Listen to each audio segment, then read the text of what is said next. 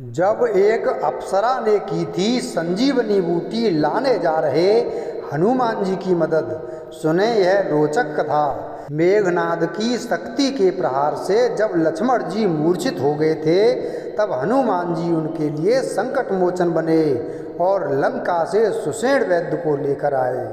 उन्होंने बताया कि इस शक्तिवाण का इलाज हिमालय के द्रोणाचल पर्वत के शिखर पर पाई जाने वाली संजीवनी बूटी है। उसे सूर्योदय से पूर्व ही लाना होगा, तभी लक्ष्मण जी के प्राण बच सकते हैं। श्री राम भक्त हनुमान जी संजीवनी बूटी को लेने के लिए निकल पड़े। जब रावण को इस बात की सूचना मिली, तो उसने हनुमान जी को रोकने के लिए षड्यंत्र रचा।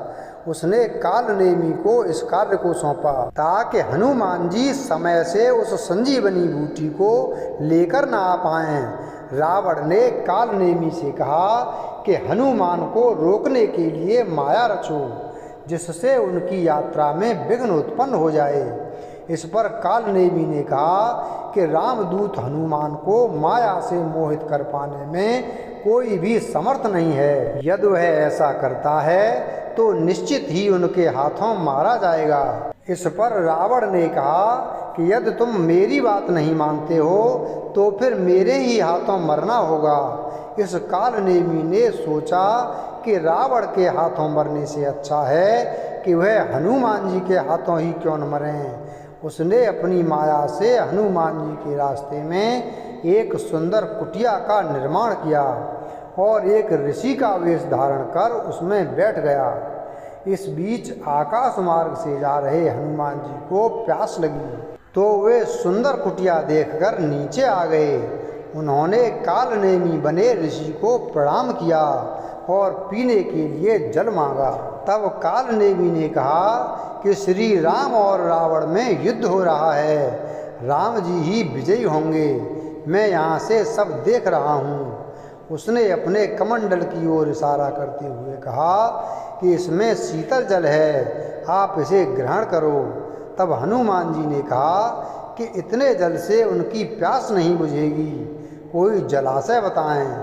तब कालनेमी ने हनुमान जी को एक जलाशय दिखाया और कहा कि वहाँ जल पीकर स्नान कर लें, फिर वह दीक्षा देगा। हनुमान जी जलाशय में पहुँच गए और स्नान करने लगे। तभी एक मकरी ने उनका पैर पकड़ लिया। उन्होंने उसका मुंह फाड़ दिया, जिससे वह मर गई। तभी वहाँ एक दिव्य अप्सरा प्रकट हुई। उसने हनुमान जी से कहा कि श्राप के कारण उसे मकरी बनना पड़ा था, आपके दर्शन से मैं पवित्र हो गई और मुनि के श्राप से मुक्त भी हो गई।